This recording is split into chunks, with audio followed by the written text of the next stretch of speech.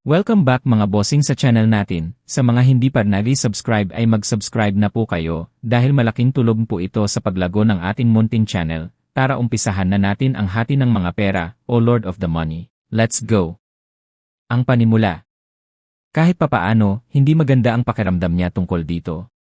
Punta tayo sa pabrika ng Pyeongtaek. Para bang may gustong patunayan, si Cheon Jungmeong, nakaupo sa likurang upuan habang nakakross ang mga paa, ay may kapansin-pansing kakaibang hitsura sa kanyang mga mata kumpara sa dati.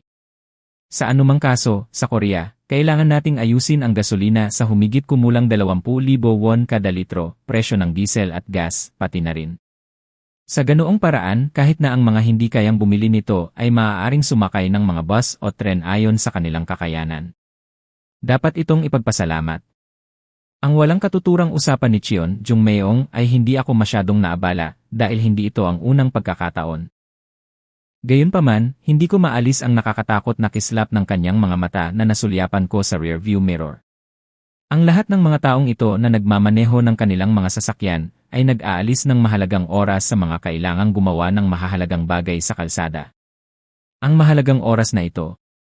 Si Cheon Jungmeong, na nakatitig sa labas ng bintana, ay muling inilibot ang kanyang mga mata sa direksyon ng rearview mirror. Parang naramdaman niyang hindi siya nakikita ni Sung Chang-wook. Marahil ito ay dahil sa kanyang mapagmataas na ugali na hindi tratuhin ang mga empleyado bilang mga tao, o marahil ay mayugnay ito sa kanyang pangit na ugali. Iniisip na kahit na napansin ni Sung Chang-wook ang hitsura na yon, ano ang magagawa niya tungkol dito? God damn it, traffic jam! Sa kabila ng 3 taon na pag-aaral sa ibang bansa sa Estados Unidos, ang kanyang English na malayo sa matatas ay palaging nasa dulo ng kanyang dila. Marahil iyon ang dahilan kung bakit si Cheon Jungmeong ay palaging nagpapakita ng mga nakakainis na reaksyon patungkol sa Sung Chang-wook's academic background. Tingnan mo ang Amerika. Ang mayayamang tao ay namumuhay ng marangya sa Las Vegas, samantalang ang mga mahihirap ay naninirahan sa mga slum. Yan ang essence ng kapitalismo. Ito ay dapat na parang ngunit sa paanuman ang world ay nabaligtad. Wala na. Iyan ang sitwasyon sa ating bansa ngayon. Habang si Cheon Jungmeong spokem ay inihagis niya ang hindi maintindihan at nakakatakot na tingin kay Sung Chang-wook sa likod ng ulo habang hawak niya ulit ang manibela. Pero ang problema, si Sung Chang-wook ay nag-aral sa isang universidad na hindi niya kayang bayaran gamit ang 3 daliri, ngunit ang pera ay isang isus pa rin. Nagawa niyang masakop ang tuition sa kombinasyon ng mga scholarship at part-time job. Gayunpaman, kailangan niyang magtrabaho ng higit pa sa mga part-time na trabaho para mabayaran ang mga gastusin sa pamumuhay at mga bayarin sa medikal, at sa huli, makakapagtapos lamang siya pagkatapos maglingkod sa militar sa loob ng 6 na taon. Siya ay nasa isang espesyal na unit ng operasyon ng hukbong dagat na kilala ng mga nakakaalam. Pinalawig niya ang kanyang mandatoryong serbisyo ng 2 pang taon na nagsilbi sa kabuuang 4 na taon. Dahil dito, nabayaran ni Hea ang mga bayarin sa medisina ng kanyang ina at nakapagtapos ng kolehiyo ng walang utang. Dahil sa kanyang katamtamang pagganap sa akademya, kakulangan ng malaking resume, at komplikadong background ng pamilya, mahirap para sa kanya na maghangad ng malalaking korporasyon. Gamit ang iyong matalas na kasanayan sa pamamahagi ng mata, mas mabuting magsimula ka sa ibang paraan. Matuto mula dito. Buuin ang iyong network. Ito ay 100 beses na mas mahusay na lamang aimlessly pagpunta para sa isa. Gayunpaman, kailangan niyang magtrabaho ng higit pa sa mga part-time na trabaho para mabayaran ang mga gastusin sa pamumuhay at mga bayarin sa medikal, at sa huli, makakapagtapos lamang siya pagkatapos maglingkod sa militar sa loob ng 6 na taon. Siya ay nasa isang espesyal na unit ng operasyon ng hukbong dagat na kilala ng mga nakakaalam. Pinalawig niya ang kanyang mandatoryong serbisyo ng 2 pang taon na nagsilbi sa kabuuang 4 na taon. Dahil dito, nabayaran ni Hea ang mga bayarin sa medisina ng kanyang ina at nakapagtapos ng kolehiyo ng walang utang. Dahil sa kanyang katamtamang pagganap sa akademya, kakulangan ng malaking resume, at komplikadong background ng pamilya, mahirap para sa kanya na maghangad ng malalaking korporasyon. Gamit ang iyong matalas na kasanayan sa pamamahagi ng mata, mas mabuting magsimula ka sa ibang paraan. Matuto mula dito. Buuin ang iyong network. Ito ay 100 beses na mas mahusay na lamang aimlessly pagpunta para sa isa. 1 beses sa 1 taon ang lumipas. Impyernong taon na yon. Ito ay matapos siyang pumunta sa Force Storage Facility sa Incheon. Aalis na ako. O talaga? Pagkatapos kong payagan, gusto mo na ring umalis? Nang sabihin ni Sung Chang-wook na hihinto siya, ipinakita ang reaksyon ni Cheon Jung-mayong nang hindi humihinga. Fine, just stay for a week hanggang sa makahanap ako ng iba. Bakit hindi mo man lang magawa yon? Naintindihan. Tiniis niya ang 1 taon sa pamamagitan ng pagtingin sa mukha ng propesor na nagrekomenda sa kanya, kaya walang mahirap na magtiis ng 1 linggo pa. Pero bakit gusto mong bumitaw? Sino ang mas nag-aalok? Isang matigas na lalaki na katulad mo. Ano ang punto ng pagbanggit na ang nakaraang taon ay mas mahirap kaysa sa kanyang paglilingkod sa militar? Kung hindi lang ang tormenting time doon, knock-knockout na niya itong asong ito na parang sira-sirang sekretarya, o at least kanina pa niya binato.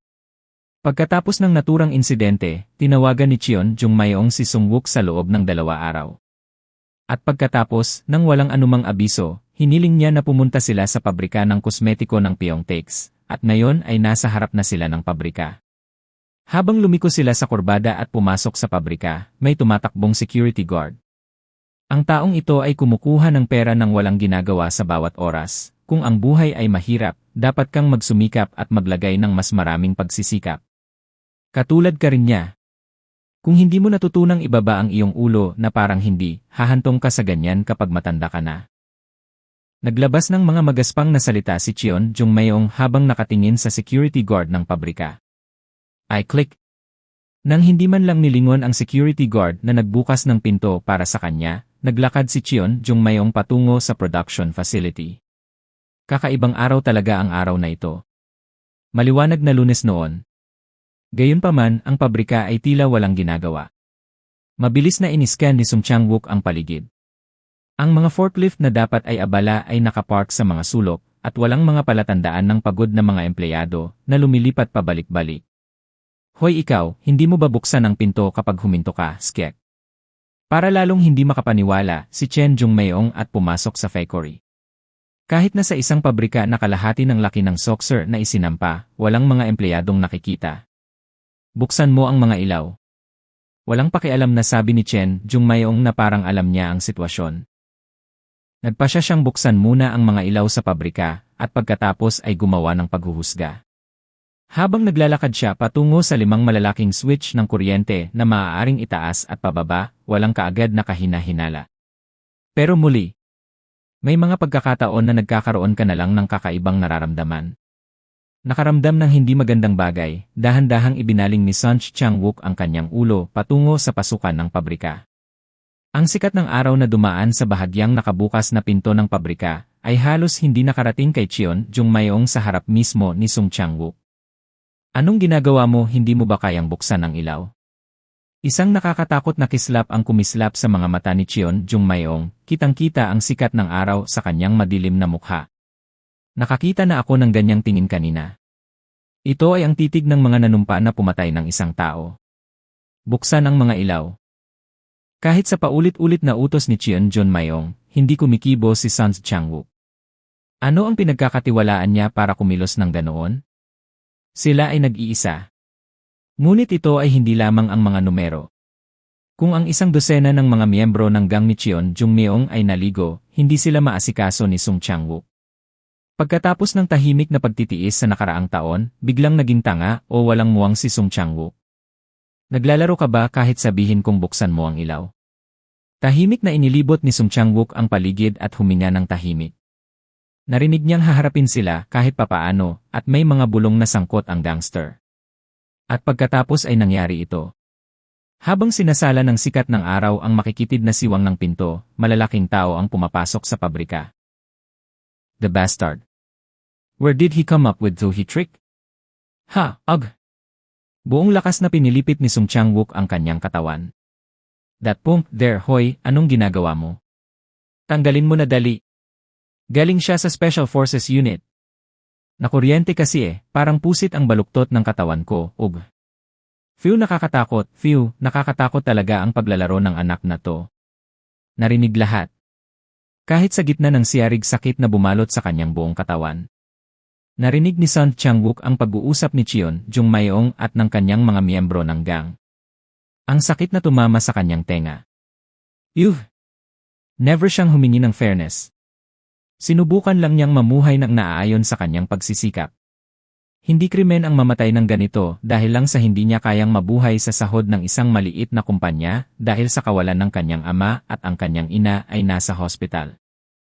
Ang mga masasakit na sandali mula sa unit ng espesyal na puwersa ay dumaan sa isip ni Sung Chang-wook na parang mga slow motion na imahe. Sinubukan niyang mamuhay ng ganoon. Kahit na ipinanganak siya sa isang mahirap na pamilya, gusto lang niyang mamuhay ng komportable ayon sa kanyang mga pagsisikap. Yuh! Upang makita ang kanyang kawawang ina, na itinuring mong parang surot, niting tiniis niya ang kakilakilabot na serbisyong militar sa loob ng 6 na taon at parang aso sa nakalipas na taon. Iniisip ni Sung Chang-wook ang kanyang ina, buong lakas niyang pinilipit ang kanyang katawan. Tapos, hinila niya yung kamay niya na parang sinungaling. Tap tap tap tap tap. Habang hinihila ni Sung Chang-wook ang kanyang kamay, may mga kislap sa paligid ng gym, hyuk hyuk hyuk. Nagpupumiglas na ituwid ang kanyang nanginginig na katawan, si Sung Chang-wook ay nagtiis ng matindi. Ikaw ay bastard. Tignan mo ako. Ganito ka kumilos. Alam kong gagawin mo ito. Kahit nakayuko, itinaas ni Sung Chang-wook ang ulo kay Cheon Jung-mayong na sumisigaw sa kanya. Puksain ang ulo niya dali. Bilang tugon sa sigaw ni Cheon Jung-mayong, lumapit ang isa sa matipunong lalaki na may dalang mahabang bakal na tubo. Hoy baho! Ano ang silbi ng paglaban kung hindi ka lang mag-blackened at masunog? Itinaas ng maldita na lalaki ang tubo na bakal na parang palakol. Swish! Si Sung Chang-wook ay itinaas ang kaliwang braso, na kanina pa ay naging madilim na pula dahil sa pagsisikap na hawakan ang bakal na lumilipad na tubo gamit ang kanyang kilikili. Gayunpaman, hindi na tumugon ang kanyang matinding sunog na kaliwang braso. Boom crash sizzle sizzle. Yuh! Sa halip ito ay maliwanag na ang bakal na tubo na dumaan sa Sung Chang-wook's braso ay tumama sa switch. Tila mababaliw ang matipunong lalaking umindayog sa bakal na tubo na nanginginig ang katawan. Oh well, whether it's hell or the afterlife, let go together. Sa tabi ng matipunong lalaki, pilit na itinuwid ni Sung Chang-wook ang kanyang nakatagilid na katawan. Patayin siya, patayin siya, patayin siya. Dumagundong. Lahat ng lalaki sa paligid ni Cheon Jung-mayong ay sumugod. Swi boom. Ang ulo ni Sung Chang-wook ay track. Swish boom, swish boom. This time, tinamaan ang balikat at tiyan niya. Hindi ba parang namamatay lang? Isang Navy Special Forces, Specially Agent. Swish boom. Muli, ang bakal na tubo ay tumama sa tiyan ni Sung Chang-wook. Hinihintay niya ang sandaling ito. Swish out. Yumuko si Sung Chang-wook, hinihimas ang irong pipe sa kanyang baywang, at saka iniabot ang kaliwang kamay patungo sa matipunong lalaki na namimilipit pa rin dahil sa electric shock. Ah! Isang hiyawan ang sumabog mula sa katawan ng matipunong lalaki na mouth, habang ang bakal na tubo ay nakuryente sisisi. Sa muling pagtitiis sa matinding sakit na dumadaloy sa kanyang katawan. Napahawak si Sung Chang-wook sa lalamunan ng isa pang gusi standung sa malapit. Ah! Ang lalaking unang nakahawak sa lalamunan ay sumigaw. Ang ibang lalaki na sinusubukang hilahin siya palayo, ay nakuryente rin, nanginginig sa sakit. Pagkatapos sa throne momentum, inabot niya at hinawakan ang bukong-bukong ni Cheon Jung-mayong. Ewa bitawan mo ako. Swi thump swi thump. Ang bakal na tubo ay bigla ang nahulog at hindi niya masabi kung saan ito tumama. Mula man sa matinding pagkasunog ng kanyang katawan o sa sugat sa ulo, hindi niya maramdaman ang sakit at hindi agad bumuhos ang dugo.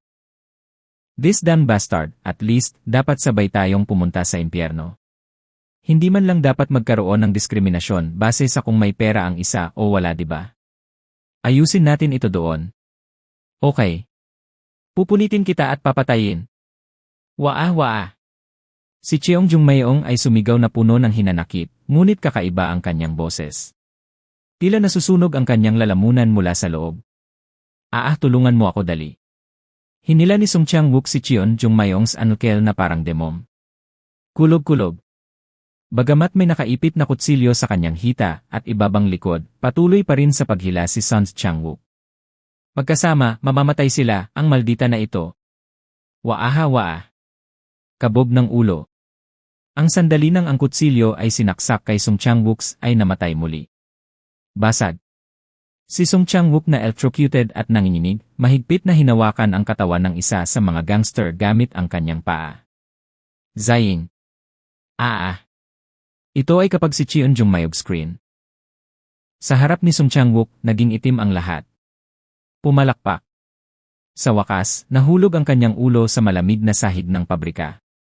Nanginig ang kanyang katawan, at sa malabong mundong ito, nakita niya ang malabong imahe ng kanyang ina sa ospital. Kahit na ito ay isang halusinasyon, naaaliw siyang makita ang kanyang ina sa kanyang mga huling sandali. Bakit kailangang maging ganito? Ano bang nagawa kong mali? Just live no life as best as I could, hindi ba? Just live no life as best as I could, di ba? Walang luhang tumulo na para bang lahat ay naubos ng 5. Iyon ang katapusan nito. Tumama ang ulo ni Song Chang-wook sa sahig.